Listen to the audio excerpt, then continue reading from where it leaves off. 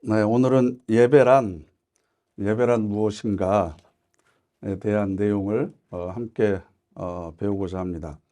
예배는 기독교에서 가장 기본적인 신앙 행위임에도 불구하고 우리가 너무 익숙해지고 너무 습관화되어 있다 보니까 사실상 그 본래 의미를 모르고 지나가는, 그리고 좀 간과하는 경향들이 많이 있습니다. 그래서 오늘과 다음 주는 예배에 대해서 하나씩 하나씩 살펴보려고 그러는데요. 첫 번째, 예배의 정의. 예배란 이런 것이다. 한 문장으로 정리하면 뭘까요?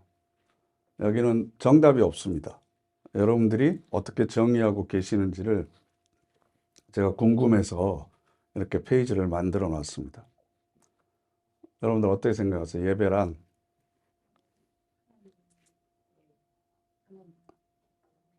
하나님을 높여드리는 거다. 네. 네, 하나님을 찾고 하나님을 높여드리는 것이 예배다. 또, 네, 하나님의 이름으로 모이는 것이 예배다. 찾고 높이고 모이기만 하면 다 예배가 되나요? 맞는 얘기인데 약간 좀 부족하죠? 뭔가 또 더 있어야 될 것 같죠? 뭐가 있어야 되는지, 그거에 관해서 이제 여러분들하고 같이 생각하면서 나는 과연 예배자로서 어떤 태도를 가지고 현재 예배를 드리고 있고, 더 부족하고 보완해야 될 내용이 무엇인가, 이걸 우리가 살펴보려고 합니다. 저는 예배라고 하는 건 그 우리에게 있어서 영적인 힘을 공급하는 축복의 통로라고 생각을 해요. 그래서 이 예배가 막혀버리면 사실은 신앙인으로서 산소 호흡기가 끊어지는 것과 같죠. 예배는 안 드리는데 기도는 저는 잘 돼요. 예배는 제가 소홀히 하지만 말씀 묵상은 잘 돼요. 예배는 안 드리는데 저 혼자 있으면 찬양하면서 은혜는 많이 받아요. 이건 말이 안 되는 겁니다. 그죠? 이 모든 것이 모아져서, 그래서 예배는 신앙의 여러 가지 다양한 면들이 한꺼번에 모아진 종합예술이다. 이렇게 말씀드릴 수도 있을 것 같고요. 그래서 오페라나 뮤지컬을 종합예술이라고 그러잖아요. 거기는 노래도 있고 연기도 있고 춤도 있고 또 오케스트라나 관현악단의 연주도 거기 있고, 그래서 이 모든 것들이 종합된 것이 오페라나 뮤지컬이다라고 얘기를 하는데, 예배도 우리 신앙 행위의 모든 것들이 전부 다 총화되어 있는, 모여 있는, 그래서 우리가 하나님을 높여드릴 수 있는 가장 가장 고귀한 신앙 행위이고, 또 하나님으로부터 은혜를 받을 수 있는 축복의 통로가 바로 예배다. 그래서 지금까지 우리 신앙의 선배들은 예배에 목숨을 걸었습니다. 예배에 목숨을. 그래서 예배를 드리지 못하게 하는 그런 탄압 가운데서도 카타콤이라고 하는 지하에 굴을 파가지고 거기에 모여서 예배를 드리기도 하고요. 우리 조상들도 보면 일제시대 때 혹은 조선시대 때 순교를 당하면서도 예배를 드리기 위해서 그렇게 애를 썼습니다. 그만큼 예배는 우리 삶에 있어서 가장 소중한 핵심이다. 이걸 우리가 먼저 기억하셨으면 좋겠고요. 예배 어원을 보시면 히브리어로는요, 아바드 혹은 샤하라고 하는데 섬기다라는 뜻이에요. 예배라고 하는 이 단어의 의미가 섬기다 혹은 부복하다. 부복하다라고 하는 뜻은 고개를 숙이고 엎드리다라는 뜻이에요. 그러니까 하나님을 섬기는데 고개를 숙이고 엎드리다. 그러니까 이게 낮게 엎드리다. 이런 뜻을 가지고 있어요. 그러니까 우리가 단순히 고개를 숙이고 엎드려서 그럼 우리 다 예배 드려야 되느냐? 그게 아니고 우리 마음의 자세를 이야기하는 거고요. 실제로 히브리인들, 유대인들은 예배를 드릴 때 우리처럼 바닥이나 좌석에 앉아서, 의자에 앉아서 예배를 드린 게 아니라 서서 시온, 즉 하나님께서 계시는 곳이라고 믿는 그 산을 향해서 고개를 들고 손을 들고 눈을 뜨고 그렇게 찬양을 하고 기도를 했어요. 우리는 두 손을 모으고 눈을 감고 고개를 숙이고 이렇게 기도하잖아요. 무릎을 꿇고. 이건 우리 종교 그 성에서 나온 행위이고, 그 유대인들을 보면 시편 같은 데 보면 여호와를 향하여 눈을 들고 손을 높이 들고 일어서서 경배의 표시를 한 거죠. 예를 들면 하나님을 이렇게 높여드린다고 그랬잖아요. 높여드리는데 자기가 앉아서 높여드리는 게 말이 돼요? 그러니까 안 되잖아요. 그러니까 서서 하는 거죠. 예배 시간에 왜 이렇게 앞뒤로 서라고 그래? 그냥 앉아서 처음부터 끝까지 하지. 그럼 그 자기가 높임을 받겠다는 거죠. 그죠? 우리가 자기보다 연장자나 높은 사람이 들어오면 자리에서 일어나잖아요. 앉아서 인사하는 건 자기보다 낮은 사람이 올 때 하는 거죠. 예배는 그래서 우리가 그렇게 낮추는 거다. 그리고 헬라어로는요, 프로스키네어 혹은 라트리오라고 하는데요. 이것도 경배하다, 받들어 섬기다, 뭐 이런 뜻이에요. 경배하다, 받들어 섬기다. 그래서 여러분들이, 권사님들이 말씀하신 내용들이 다 있는데, 이 내용은, 이 단어들은 전부 어떤 때 쓰이냐 그러면 종이, 노예가 주인을 섬길 때 표현하는 단어들이에요. 그러니까 우리가 예배 시간에 주님이라고 부르잖아요. 그 주님이 바로 나의 주인이십니다. 내 삶의 주인이십니다. 내가 가지고 있는 모든 것의 주인이 바로 하나님이십니다.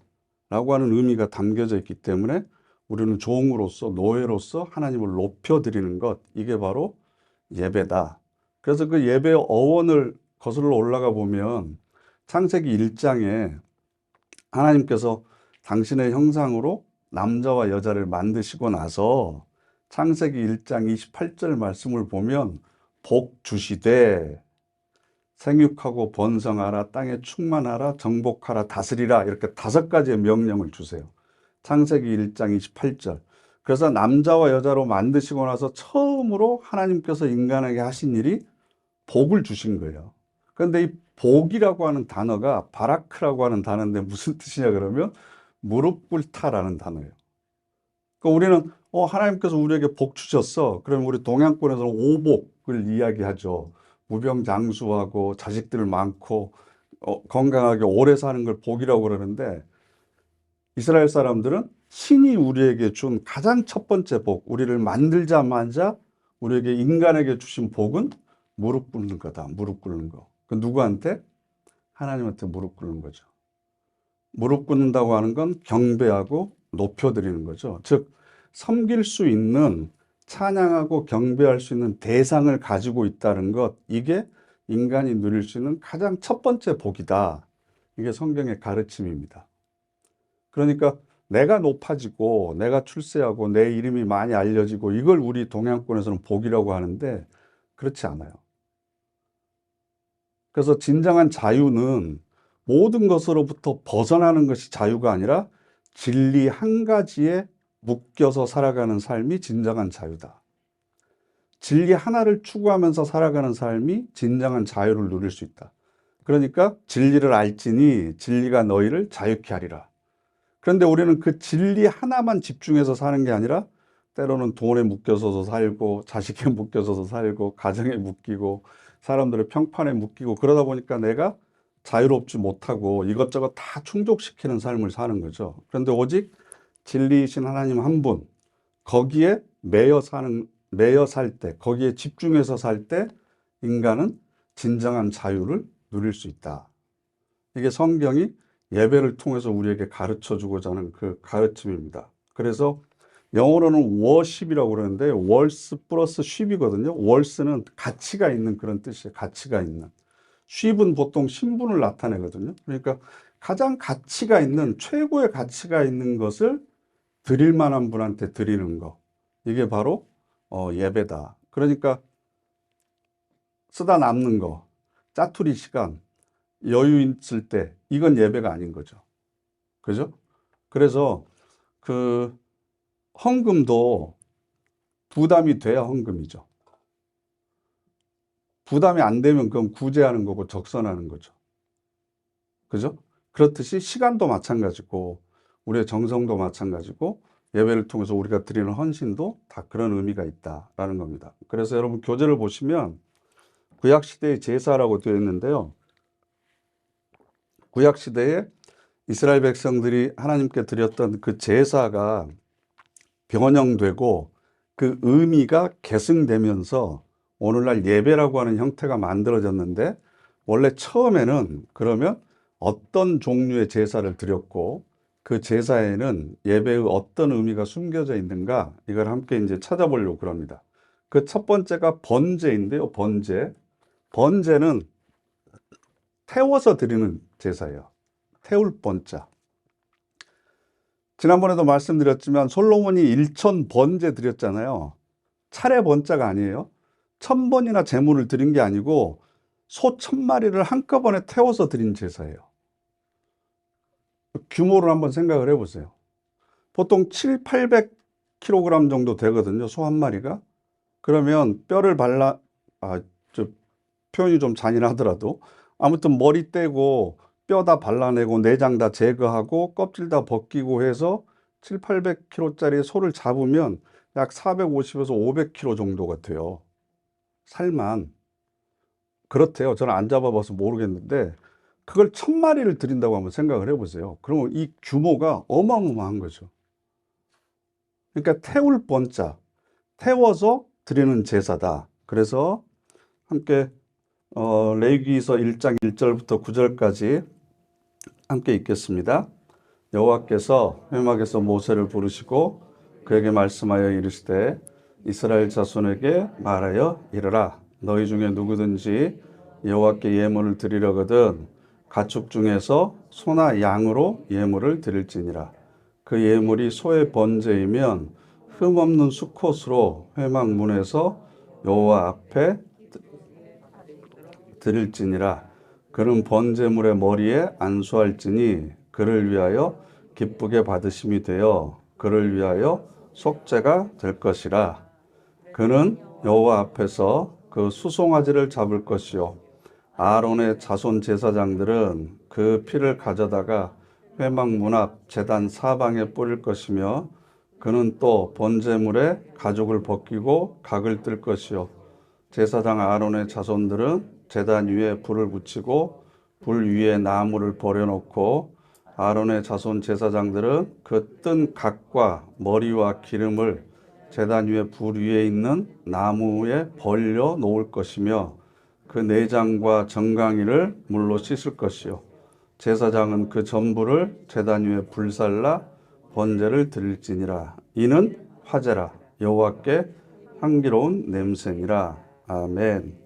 그래서 이 번제는요, 어떤 의미가 있냐면 철저하게 자기를 부인하는 겁니다. 철저하게 자기를 부인하는 것. 그리고 온전히 하나님을 의지하는 것. 그러니까 자기 부인과 자기 의탁이 있는 것이 번제다. 왜 그러냐 그러면요. 첫 번째로 이 제물을 드릴 때 어떤 제물을 드려야 돼요? 3절 말씀을 보시면 그 예물이 소의 번제이면 흠없는 수컷으로 이렇게 되어 있어요. 흠이 없어야 돼요. 그러면 우리 집에 소가 10마리 있어요. 그럼 그 소 중에서 제일 약하고 비리비리하고 다리도 졸고 그래서 쟁기도 잘 못 끌 것 같은 그 소를 갖다가 드리면 10마리 중에 한 마리 드린 거니까 11조가 되나요?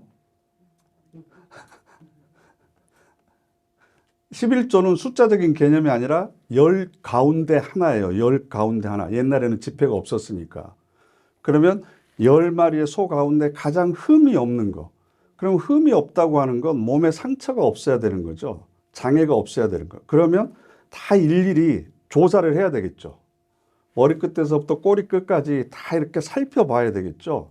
그만큼 제물을 드리기 전에 먼저 조심해야 돼요. 준비해야 되고.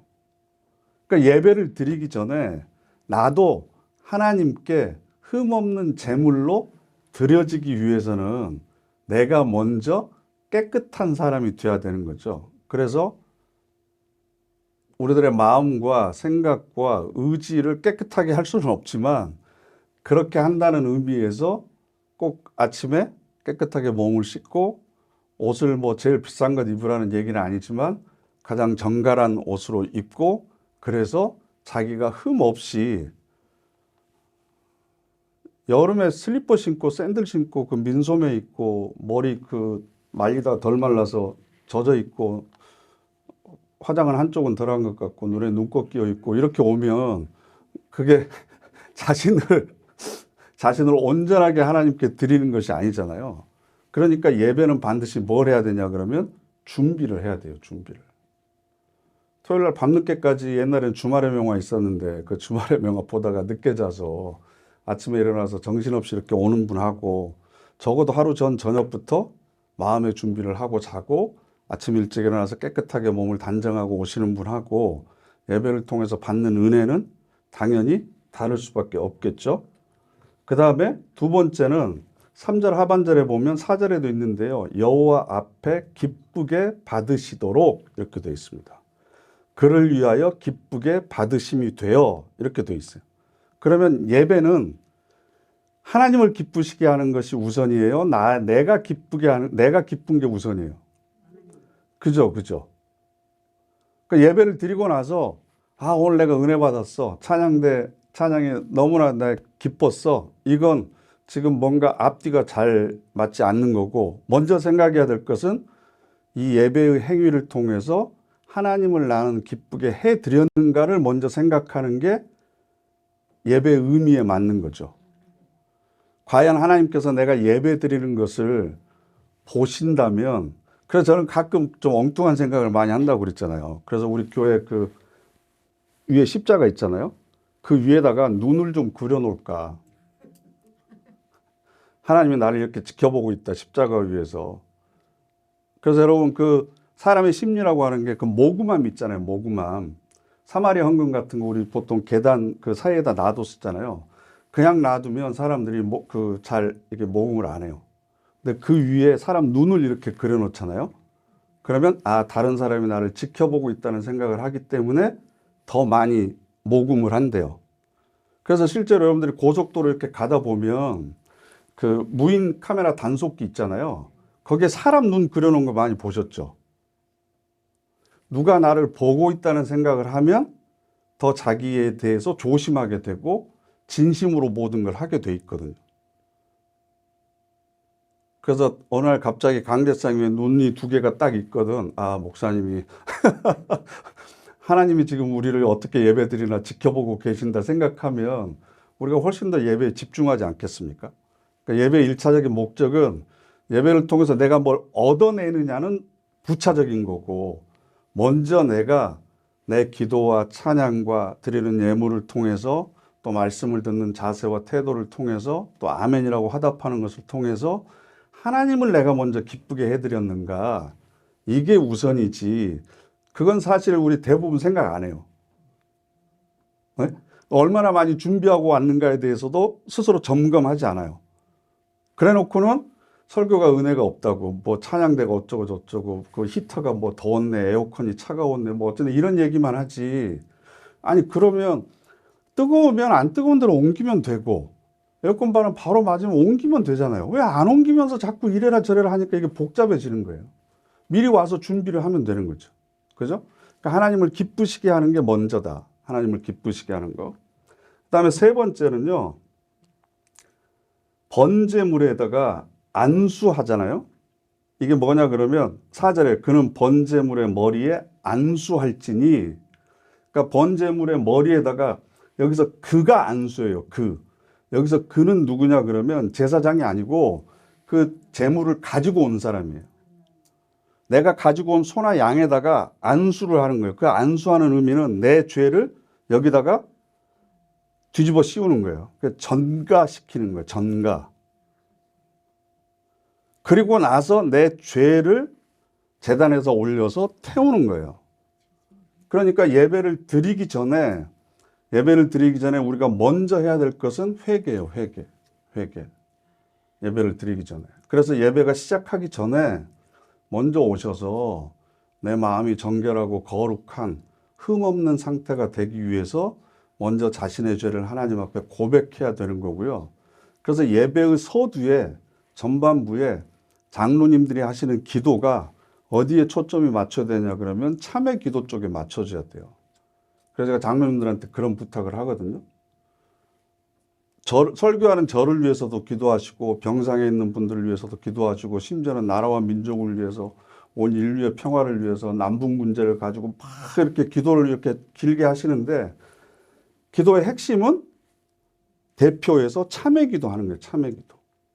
그래서 예물을 드리기 전에 말씀을 받기 전에 예배에 참여한 모두 우리가 먼저 정결한 영혼이 되도록 깨끗한 영혼이 되도록 그 참회 기도 참회의 무게 중심이 대표 기도에 실려야 된다. 그래서 아프리카까지 갔다 오면 굉장히 시간이 오래 걸리더라고요. 뭐 러시아 갔다 오고 막 그 북한까지 갔다 오고 뭐 이래 버리면 시간만 오래 걸리지 실제로 대표 기도의 그 핵심이 빠져버릴 수가 있다. 아셨죠? 그리고 여러분도 그 공중 기도 혹시나 내가 이렇게 기도할 때 우리 문영자 권사님처럼 짧게 하셔야 돼요. 짧게. 준비하셔서. 아셨죠? 그래서 죄를 전가시키는 거기 때문에 내 죄를 먼저 회개하는 게 필요하다. 그 다음에 이제 그 번제물의 머리에다가 안수했잖아요. 그죠? 그 다음에 뭐 하냐 그러면 그는 여호와 앞에서 소송아지를 잡아요. 누가 잡아요? 송아지를 가지고 온 사람이 잡아요. 그러면 아론의 자손 제사장들이 그 피를 가져다가 회막문 앞 제단 사방에 뿌리는 거예요. 전 닭은 한번 잡아봤어요.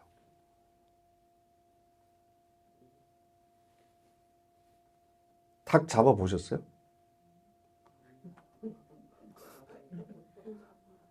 네? 잡은 걸 보기만 하셨죠. 제가 20년도 넘은 것 같은데 닭을 한번 잡아본 적이 있는데 그때 그 감촉이나 그게 잊혀지지가 않아요. 기억이. 어떻게 잡는지까지 얘기 드리면 좀 너무 그러기 때문에. 근데 재물을 가지고 온 사람이 직접 잡아요. 그러면 그 잡는 과정을 한번 생각을 해보세요. 그 피가 다 튀겠죠. 그리고 각을 뜬다고 하는 게 그 텔레비전이나 정육점 같은 데 가보면 이렇게 살을 이렇게 발라내는 게 각을 뜨는 거고 껍질을 벗기고 내장에서 나는 냄새들을 다 맡고 그걸 내가 씻어야 되고 그러면서 그 피나 오물들이 전부 나한테 튀는 거잖아요. 그죠? 그 모든 과정을 거치기 때문에 번제라고 하는 것은 자기를 해체하는 거예요.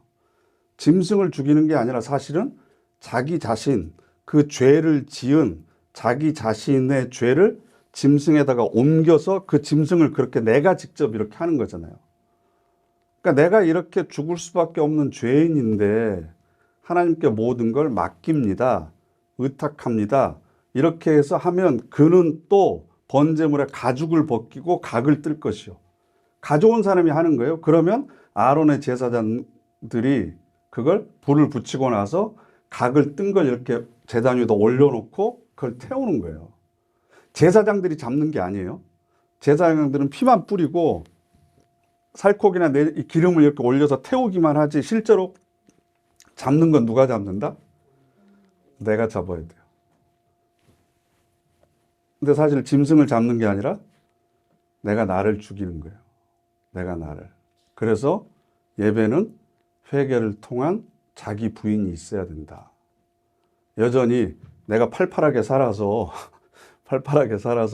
예배를 평가하고 판단하고 그게 아니고 내가 완전히 하나님 앞에서 해체돼야 된다. 해체돼야 된다. 그래야 하나님의 손길이 임해서 나를 새로운 피조물로 만들어 주시는 거죠. 예배를 통해서 나를 새롭게 빚어 주시는 거죠. 그래서 제가 예배 시작할 때 우리의 영혼이 회복되고 치유되고 소생되는 은혜를 허락하옵소서라는 그 구절을 예배 시작할 때 제가 예배 부르며 굉장히 좀 많이 인용하는 편인데 기억나세요? 그러니까 우리가 완전히 해체돼서 다시 회복되고 치료가 아니에요. 우리의 마음까지 치유되고 그 다음에 소생되는 새롭게 다시 살아나는 그래서 우리가 새로운 피조물로 거듭나는 게 바로 번제의 의미다. 그래서 번제는 내가 가지고 있는 것의 일부를 하나님께 드리는 게 아니고 내 자신 전체를 전부 해체해서 하나님 앞에 그냥 이렇게 드리는 거다. 이게 바로 번제의 의미입니다. 그러니까 이 구약시대 제사가 굉장히 그 과정은 좀 살벌하고 잔인한 것 같지만 그 의미를 보면 굉장히 그 깊은 내용을 담고 있어요. 두 번째는 소제인데요. 소제. 소제는 곡식을 드리는 제사가 소제예요. 레위기 2장 1절부터 2절까지 함께 읽어보겠습니다. 누구든지 소제 예물을 여호와께 드리려거든 고운 가루로 예물을 삼아 그 위에 기름을 붓고 또 그 위에 유향을 놓아 아론의 자손 제사장들에게로 가져갈 것이요. 제사장은 그 고운 가루 한 움큼과 기름과 그 모든 유향을 가져다가 기념물로 제단 위에서 불사를 지니 이는 화제라 여호와께 향기로운 냄새니라. 아멘. 여기서 소제는요, 하나님께 대한 충성과 헌신의 표시로 드리는 겁니다. 충성과 헌신. 그러면 하나님께 충성하고 헌신하는 건 결국 이웃을 어떻게 하는 거죠? 사랑하고 섬기는 것과 똑같은 거죠. 하나님을 사랑하는 것과 이웃을 사랑하는 것. 그래서 이건 내용을 한번 봐보세요. 곡식을 드리는데 쌀로 예를 들게요. 쌀을 수확을 했으면 쌀을 가지고 와서 그 가만히 채 드리는 게 아니라 어떻게 드려야 돼요? 고운 가루로 드려야 돼요. 그럼 그걸 전부 다 빻아야 돼요. 빻아야 돼. 빻는 과정을 생각해 보세요. 요즘 같으면 뭐 방앗간에 가져다 주면 돈 몇 푼 주면 되지만 그 곡식들 밀이나 이런 거 보리 같은 것을 다 빻아야 되는데 조금이라도 이 모래와 같은 이게 있으면 안 되고 고운 가루로 빻는 거예요. 즉 내가 가지고 있는 내 생각과 내 뜻을 갈아내는 거죠. 이것도 자기를 부인하는 거죠. 그리고 거기에 기름을 부어요. 그 고운 가루에다가. 이 기름이라고 하는 건 성경에서는 성령을 상징할 때가 많이 있잖아요. 그런데 기름은 그 이스라엘에 있어서는 여인들에게 있어서는 우리나라의 폐물과 같아요. 여자들이 보통 이제 딸들이 결혼할 때 엄마들은 자기가 받았던 그 금가락지나 폐물들을 모아가지고 평생 모았던 걸 이렇게 딸한테 주잖아요. 아유, 딸들이 불쌍하다. 안 주셨구나. 그래서 하나씩 하나씩 모아는 걸 딸한테 이렇게 전해주듯이 이스라엘의 여인들은 재산을 뭘로 이렇게 모았냐 그러면 기름을 모았어요. 그래서 예수님 앞에 와서 순전한이라고 하는 것은 순도가 굉장히 높은 나드 향유 한 옥합을 깨트려서 예수님 발에다 붓고 머리카락으로 씻은 여인이 있잖아요. 그러니까 옆에 있던 유다가 보고 아니 그걸 팔면 얼마 되는데 그래서 제가 그것도 계산해 봤더니 약 4천만 원 정도 되는 4천만 원어치의 기름을 발 씻는 데 쏟아 부었어요. 그 말이 돼요? 그러니까 여자들은 자기의 혼수 아니면 앞으로 비상시에 쓸 것으로 좋은 기름을 사서 그것을 이렇게 모아놨다고요. 근데 그 기름을 소재에다 붓는 거예요. 그 곡식을 좋게 빻아놓은 것에. 그리고 거기에 유향이에요, 유향. 유향은 향신료예요. 향기가 나는. 그래서 이 향기는 보통 하나님 앞에 성도들이 드리는 기도를 의미하죠. 그래서 우리의 기도를 흠향하옵시고 뭐 보통 그러잖아요. 흠향. 그러니까 향기를 맡으신다는 거예요. 우리가 기도를 드리면 그 기도가 향기가 돼서 하나님께 상달이 되고 하나님께서는 그 향기를 맡으신다. 그래서 그 여기서 말하는 기름과 유향은 성령과 기도를 상징한다라고까지 해석을 하는데 뭐 그렇게 복잡하게까지 할 필요는 없고요. 아무튼 곡식을 곱게 빻으면서 사람들이 자기의 생각을 부정하는 거죠. 내 생각을 가는 거죠. 제가 지난주에도 다림질 하는데요. 그 다림질 안 하는 와이셔츠 좀 나왔으면 좋겠어요. 근데 목사는 어쩔 수 없이 이게 와이셔츠를 많이 입으니까 다림질을 하면서 내 마음을 곱게 편다라고 생각을 하고 이렇게 다림질을 하면 훨씬 더 정신건강에 좋거든요. 그러니까 곡식을 빻는 것도 마찬가지죠. 설거지를 할 때도 그릇을 씻는 게 아니라 내 마음을 씻는다고 생각하면, 그죠? 화장실에 가서 응가할 때도 대변을 버리는 게 아니라 내 마음속에 나쁘고 부정한 생각들도 다 같이 버린다. 그래서 해우소라고 그러잖아요. 절에 가면 걱정은 근심을 버리는 곳. 상상하지 마시고 아무튼 그런 생각을 하듯이 고운 가루를 빻으면서 자신의 아집, 선입견, 고정관념 이 모든 것들을 다 빻아서 거기에 성령의 기름을 붓고 기도의 향유와 함께 하나님 앞에 이렇게 드리는 거다. 그렇게 되면 레위기 2장 11절부터 13절 함께 읽겠습니다. 너희가 여호와께 드리는 누룩을 넣지 말지니 너희가 누룩이나 꿀을 여호와께 화제로 드려 사르지 못할지니라. 처음 익은 것으로 그것을 여호와께 드릴지니 향기로운 냄새를 위하여는 제단에 올리지 말지며 내 모든 소제물에 소금을 치라. 내 하나님의 언약의 소금을 내 소제에 빼지 못할지니 내 모든 예물에 소금을 드릴지니라. 아멘. 누룩을 왜 넣지 못하게 하는 거죠? 누룩은 부풀리게 하는 거죠. 과장되는 거예요. 허황된 거, 허세를 이야기해요. 하나님 앞에 예배하는 사람들이 자기를 빻거나 자기를 해체하는 게 아니라 허세를 부리기 위해서 예배를 드리는 경우들이 있어요. 누룩을 넣지 말아라. 그리고 꿀은 본래의 맛을 못 느끼게 하잖아요. 자기를 치장하는 거예요. 자기를 단장하는 거예요. 원래 자기의 모습 있는 그대로 하나님 앞에 나와 하는데 꿀을 넣게 되면 원래의 맛을 느끼지 못하듯이 이것도 자기를 위장하는 것과 마찬가지죠. 그런데 거기에 뭘 넣으라고요? 소금이 소금. 소금이 중동지방처럼 그렇게 날씨가 덥고 땀을 많이 흘리는 곳에서는 소금이 굉장히 귀해요. 그래서 소금을 솔트라고 그러는데 옛날에는 로마 병사의 월급을 소금으로 줬어요. 소금으로. 그래서 솔트가 샐러리가 된 거예요. 봉급을 받는 거. 그래서 샐러리맨이라고 그러잖아요. 소금을 옛날에 봉급으로 받아서 그 소금이라고 하는 단어가 바뀌어진 거예요. 저희 아버지도 시골에서 옛날에 목회하실 때는 현금으로 그 사례비를 못 드리니까 교인들이 쌀로 이렇게 대신해서 사례를 하고 그랬었거든요. 그러니까 옛날에 우리나라는 그렇지만 다른 중동 지방에서는 소금을 가지고 했어요. 그러니까 소금이라고 하는 게 여기서 나오는 기름, 향유, 소금이라고 하는 게 굉장히 가치 있고 귀한 것을 드리는 거예요. 곡식을 빻아서 드리는 거니까 별거 아닌가 보다. 우리는 밥보다는 고기가 훨씬 더 비싸니까 번제에 비해서 소제는 좀 이렇게 좀 무게가 좀 덜한가 보다라고 생각할 수 있는데요. 그게 아닙니다. 소금은 부패를 방지하죠. 그리고 본래의 맛을 더 살아나게 하는 게 소금이잖아요. 그래서 소금을 뿌려라. 그래서 소제라고 하는 건 하나님에 대한 충성과 헌신이 거기에서만 끝나는 게 아니라 이웃에게까지 연결되도록 하는 그런 의미를 가지고 있어요. 그러니까 번제는 하나님과 나와의 1대1이에요.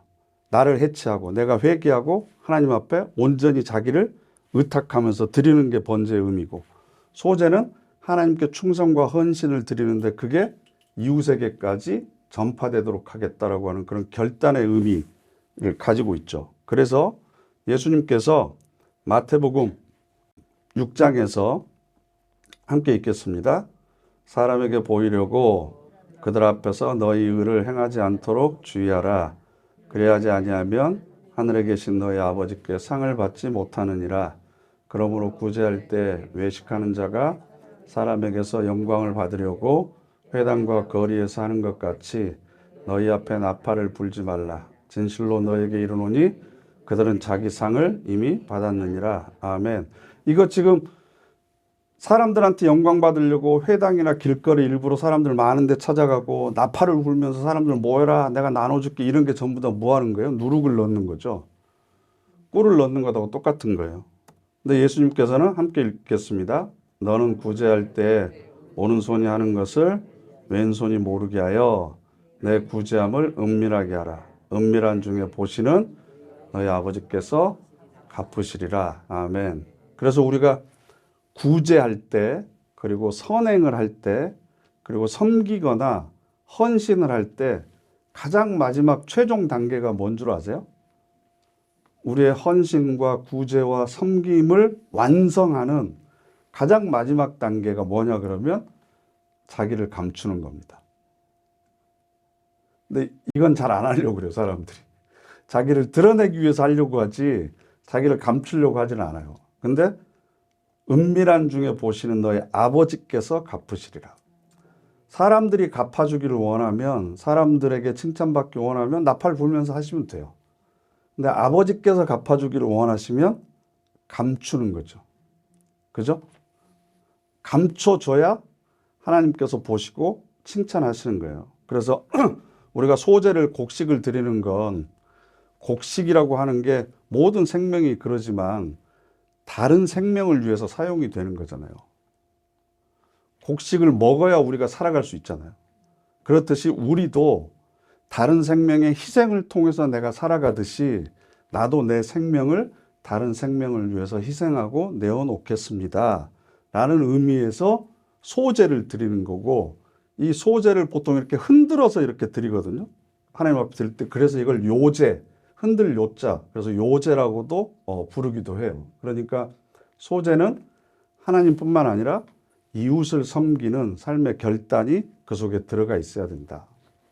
그래서 흔히 우리가 그 헌신 예배 옛날에 많이 드렸잖아요. 이 헌신 예배가 바로 하나님한테만 헌신하겠다는 게 아니잖아요. 그러니까 이 헌신 속에 담겨져 있는 의미가 바로 이 소제와 가장 좀 유사하지 않을까라는 생각을 합니다. 그 다음에 속죄 제사인데요. 속죄 제사 함께 읽겠습니다. 만일 평민의 한 사람이 여호와의 계명 중 하나라도 부지 중에 범하여 허물이 있었는데 그가 범한 죄를 누가 그에게 깨우쳐 주면 그는 흠없는 암염소를 끌고 와서 그 범한 죄로 말미암아 그것을 예물로 삼아 그 속죄 제물의 머리에 안수하고 제물을 번제물을 잡는 곳에서 잡을 것이요 제사장은 손가락으로 그 피를 찍어 번제단 뿔들에 바르고 그 피 전부를 제단 밑에 쏟고 그 모든 기름을 화목제물의 기름을 떼어낸 것 같이 떼어낸 제단 위에서 불살라 여호와께 향기롭게 할지니 제사장이 그를 위하여 속죄한즉 그가 사함을 받으리라. 아멘.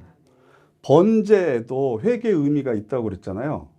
그런데 속죄제도 회개의 의미가 있어요. 그런데 이 속죄제는 죄를 깨닫는 즉시 제사장에게 가서 예물을 드리고 드리는 제사가 바로 속죄제사예요. 속죄제사. 그래서 예수님께서 나병 환자들 고쳐주시고 나서 가서 제사장에게 예물을 드리고 이 몸을 보여라 그렇게 얘기하시잖아요. 이제 병자는 죄인이에요. 죄를 지었기 때문에 병에 걸렸다. 이게 그때 당시에 사람들의 생각이었어요. 그럼 병이 나았다는 건 무슨 뜻이에요? 죄가 없어졌다는 거죠. 그럼 그걸 누가 인정해줘요? 제사장만이 인정해 줄 수 있었거든요. 그러면 제사를 드려야 되잖아요. 그래서 이 속죄제는 내가 죄를 지었다는 걸 깨닫는 순간 바로 가서 제사를 드리는 게 바로 속죄제사다. 번제는 절기 때마다 이렇게 모아서 하는 거지만 속죄제사는 그때그때 하나님 앞에 드리는 게 바로 속죄제사다. 그 다음에 속건제라는 게 있습니다. 속건제. 이 속자가 들어가면 그 용서의 의미가 이 속에 있거든요. 함께 읽겠습니다. 누구든지 여호와의 성물에 대하여 부지 중에 범죄하였으면 여호와께 속건제를 드리되 내가 지정한 가치를 따라 성소의 세겔로 몇 세겔 은에 상당한 흠없는 순양을 양떼 중에서 끌어다가 속건제로 드려서 성물에 대한 잘못을 보상하되 그것에 5분의 1을 더하여 제사장에게 줄 것이요 제사장은 그 속건제의 순양으로 그를 위하여 속죄한즉 그가 사함을 받으리라. 아멘. 여기서 보세요. 속건제나 속죄제나 죄에 대한 회개는 똑같은데요. 속죄제는 돌이킬 수 없는 죄를 지었을 경우 바로 가서 제물을 드리고 회개하는 거고요. 속건제는 물질과 관련된 죄를 지었을 때 물건을 깨트리거나 피해를 입히거나 아니면 상대방에게 물질, 돈으로 피해를 입혔을 경우에 하나님 앞에 드리는 제사입니다. 이것도 깨달았을 때 즉시 가서 해야 됩니다. 그래서 속건제와 속죄제는 바로바로 가서 제사를 드려야 된다라는 특징이 있고요. 그리고 다시 이것에 대해서 보상을 할 때는 5분의 1을 더해야 됩니다. 우리식으로 얘기하면 내가 저 사람한테 100만 원 떼먹었어요, 옛날에. 생각났어요. 아, 이게 내가 너무나 죄를 지었구나, 잘못했구나. 그러면 다시 가서 100만 원을 갚아주는 것으로 끝나는 게 아니라 5분의 1이면 20만 원을 더 줘야 돼요. 그럼 20만 원만 더 주느냐? 속건제 제사를 드릴 때도 순양의 양떼 중에서 끌어다가 제사를 드리라고 그랬잖아요. 그럼 순양도 잡아야죠. 5분의 1도 더 줘야 되죠. 이 대가를 치르도록 하는 거예요. 그런데 속건제 계속 읽어볼까요? 누구든지 여호와께 신실하지 못하여 범죄하되 곧 이웃이 맡긴 물건이나 전당물을 속이거나 도둑질하거나 착취하고도 사실을 부인하거나 남의 이름 물건을 줍고도 사실을 부인하여 거짓 맹세하는 등 사람이 이 모든 일 중에 하나라도 행하여 범죄하면 이는 죄를 범하였고 죄가 있는 자니 그 훔친 것이나 착취한 것이나 맡은 것이나 이름 물건을 주운 것이나 여기 보세요. 전부 다 물질에 관한 거죠. 그죠? 내가 전당물은 맡아놨는데 이것을 속여서 하거나 도둑질하거나 착취하거나 물건 주운 것도 마찬가지예요. 주인에게 돌려주지 않으면 그것도 물질로 인해서 범죄하는 거예요. 그리고 나서 계속 읽겠습니다. 그 거짓 맹세한 모든 물건을 돌려보내되 곧 그 본래 물건에 5분의 1을 더하여 돌려보낼 것이니 그 죄가 드러나는 날에 그 임자에게 줄 것이요. 그는 또 그 속건 제물을 여호와께 가져갈지니 곧 내가 지정한 가치대로 양떼 중 흠없는 순양을 속건 제물을 위하여 제사장에게 끌고 갈 것이요. 제사장은 여호와 앞에서 그를 위하여 속죄한즉 그는 무슨 허물이든지 사함을 받으리라. 아멘. 그래서 보상해줘야 될 대상이 없어. 예를 들어서 내가 그때 너무 어려워서 저 사람 돈을 1,000만 원을 떼먹었어요. 그리고 도망쳤어요. 근데 그게 너무 양심에 가책이 돼서 이제는 형편이 좀 돼가지고 갚으려고 하니까 그 사람이 죽었어요. 내가 보상해줘야 될 대상이 없어졌어요. 그럼 어떻게 해야 돼요? 방금 읽었잖아요.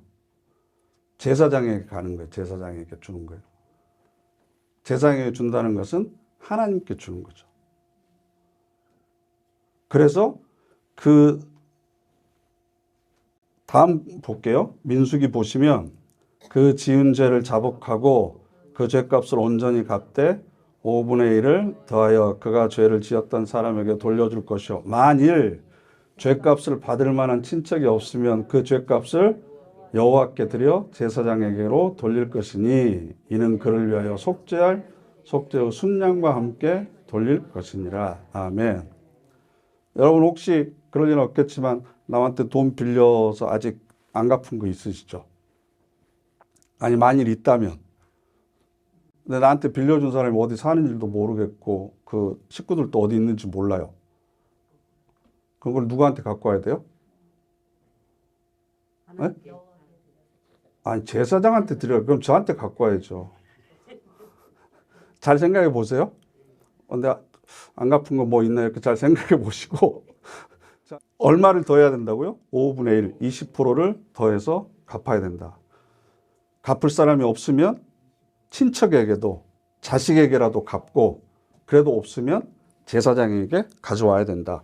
담임 목사에게 가져오는 이유는 목사님이 알아서 쓰시라는 얘기가 아니고 우리 이웃이나 형제 중에 가난한 사람들을 위해서 사용하도록 하는 게 원래 이 제사의 목적이다. 그 다음에 오늘은 화목제사까지만 해야 될 것 같네요. 화목제 함께 읽겠습니다. 감사함으로 드리는 화목제물의 고기는 드리는 그날에 먹을 것이요 조금이라도 이튿날 아침까지 두지 말 것이니라. 그러나 그의 예물의 제물이 소원이나 자원하는 것이면 그 제물을 드린 날에 먹을 것이요 그 남은 것은 이튿날에도 먹되 그 제물의 고기가 셋째 날까지 남았으면 불사를 지니 만일 그 화목제물의 고기를 셋째 날에 조금이라도 먹으면 그 제사는 기쁘게 받아들이지 않을 것이라. 드린 자에게도 예물답게 되지 못하고 도리어 가증한 것이 될 것이며 그것을 먹는 자는 그 죄를 짊어지리라. 아멘. 그래서 이 화목제사의 의미는요, 나눔과 친교입니다. 나눔과 친교. 그래서 교회를 표현하는 여러 가지 많은 표현들이 있지만 그 중에 제가 좀 마음에 들어하는 표현이 뭐냐 그러면 밥상 공동체. 밥상 공동체. 우리 한국 사람들은 밥을 같이 먹어야 식구가 되죠. 식구. 그죠? 그래서 화목제물은 친교와 나눔의 의미가 있어요. 그래서 이 화목제사에는 세 가지 종류가 있는데요. 첫 번째 15절에 감사함으로 드리는 화목제사가 있어요. 그때는 드렸던 고기를 번제는 고기하고 내장을 다 태웠잖아요. 기름을. 근데 화목제사 드릴 때는요. 고기는 안 태워요. 내장하고 기름만 태워요. 그럼 그 남은 고기 중에서 앞다리 쪽은 제사장 몫으로 줘요. 네? 그러니까 여러분 어디서 돼지 잡으면 앞다리는 다 저한테 가져오셔야 돼요. 그러니까 앞다리는 제사장이나 레인들 먹으라고 미리 성별을 해놓고 그 나머지를 먹는데 송아지를 잡더라도 몇백 킬로잖아요. 옛날에는 냉장고 같은 시설이 없었잖아요. 그럼 하루 동안 먹으려면 만약에 200kg가 고기가 남았어요. 그러면 200kg면 보통 1kg면 소고기가 몇 명, 혼자서 1kg 먹기 힘들어요. 1kg면 여자분들은 한 4분에서 3분이 드시는 거고 남자들은 한 2분이 1kg 먹는 거죠. 뭐예요? 둘이 1kg 먹어요. 이태원 장로님도 드시던데 뭐. 그럼 1kg를 2명씩 먹으면 몇백 명 있어야 돼요? 400명 내지 500명이 있어야 돼요. 그럼 옛날에는 우리처럼 이렇게 도시에서 많이 모여 사는 게 아니라 부족들이 모여 살았잖아요. 지파들이 모여 살았잖아요. 그러면 동네 사람들뿐만 아니라 옆 동네에 있는 사람들까지 전부 다 불러 모아서 그날 안에 다 먹어야 그 제사가 유효해요. 만약에 고기를 남기면 안 돼요. 그 제사는 기쁘게 받아들여지지 않을 것이라 드린 자에게도 예물답게 되지 못하고 도리어 가증한 것이 될 것이다. 그랬어요. 그래서 감사하는 마음으로 드리는 감사의 화목제는 그날 다 먹어야 돼요. 그날 다. 그래서 우리가 추수감사주일 때 제단에다 이렇게 올리잖아요. 구약의 제사로 하면 감사하는 의미에서 올리는 거니까 그날 이렇게 다 나누어서 필요하신 분들에게 이렇게 나눠 드리는 거고, 두 번째 16절 보시면 서원하면서 드리는 예물이 있어요. 하나님, 제가 이런 어려운 일인데 해결해 주시면 반드시 이렇게 하겠습니다라고 서원하는 의미에서 소를 잡거나 또 자원하는 마음에서, 자원한다고 그래서 이걸 기쁜 마음으로 드린다. 그래서 낙헌제 그래요. 즐거울 낙자에다가 헌신할 때 헌자. 낙헌제, 자원제, 또 서원하는 예물. 이건 그 다음 날까지 먹어도 돼요. 그 다음 날까지. 그러니까 어쨌든 이틀 안에 다 먹어야 돼요. 감사제는 오늘 안에 다 먹어야 되고. 그래야만 그 제사를 하나님께서 기쁘시게 받으셔요. 그럼 왜 하나님께서 그때가 아무리 뭐 덥고 그렇다고 해서 이 사람들이 뭐 그 고기를 일주일 이상 저장할 수 있는 방법이 없었겠어요? 그거 다 말려가지고 소금에다 해가지고 그렇게 다 이렇게 훈제처럼 저장하고 다 그러잖아요. 근데 왜 그걸 하루나 이틀 안에 다 먹으라고 그랬겠어요? 몇백 명을 불러다가. 그럼 고기만 먹어요? 옛날에 우리 시골에서 초상이 나면 보통 돼지 한 마리 잡거나 누구 결혼한다 그러면 그 한 마리 잡으면 동네 사람들 하루 이틀 뭐 계속 잔치 벌이잖아요. 그것처럼 고우나 미우나 다 불러들여서 다시 관계를 회복해라라는, 관계를 회복해라. 화목해라. 그래서 예수님께서도 제단에 예물을 드리려다가 형제로부터 원망받을 만한 일이 생각나거든 먼저 가서 화해하고 화목하고 와서 제물을 드려라. 그래야 하나님께서 기쁘시게 받으신다라는 거죠. 그러니까 화목제는 하나님과 나와의 관계도 화목하게 회복될 뿐만 아니라 같이 살아가고 있는 사람들과도 화목하게 지내는 의미에서 예배를, 제사를 드리는 거예요. 그러면 이 화목 제사는 우리 예배 중에 어디에 해당되냐 그러면 헌금과 광고 시간이에요. 봉헌과 광고 시간. 봉헌이 하나님께 드리는 의미도 되지만 그 봉헌 예물을 가지고 우리가 함께 나누잖아요. 불쌍한 사람들 돕기도 하고 성경 헌금으로도 보내고, 그래서 우리가 공동체가 화목하게 하는 데 쓰이고, 광고 시간도 마찬가지로 서로의 소식을 알리고, 슬퍼할 건 같이 슬퍼하고 기뻐할 건 같이 기뻐하고, 그런 화목 제사의 요소가 우리 예배 가운데 친교로 그렇게 들어가 있는 거죠. 그래서 여러 가지 주장들이 있지만 저는 일부러 설교 앞에 봉헌과 광고를 넣는 게 먼저 우리가 친교하고 화목하고 그 다음에 말씀을 듣고 결단하는 게 훨씬 더 성서적이지 않을까 해서 그 시간을 앞으로 이렇게 옮긴 거거든요.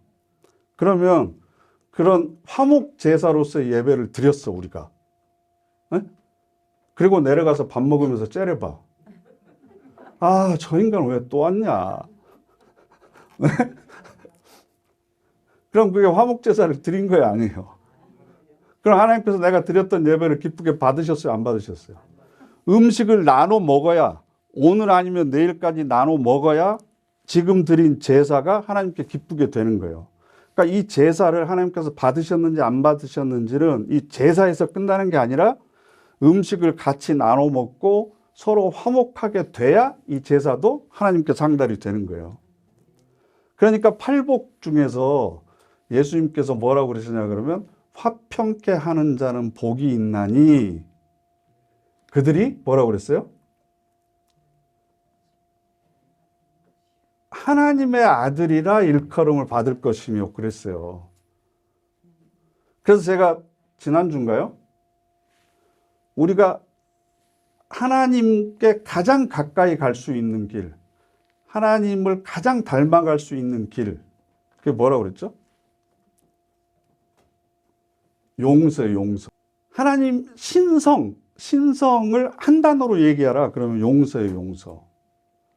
값없이 베풀어 주시는 은혜, 용서예요, 용서. 용서함으로 우리는 하나님과 비슷해지는 거예요.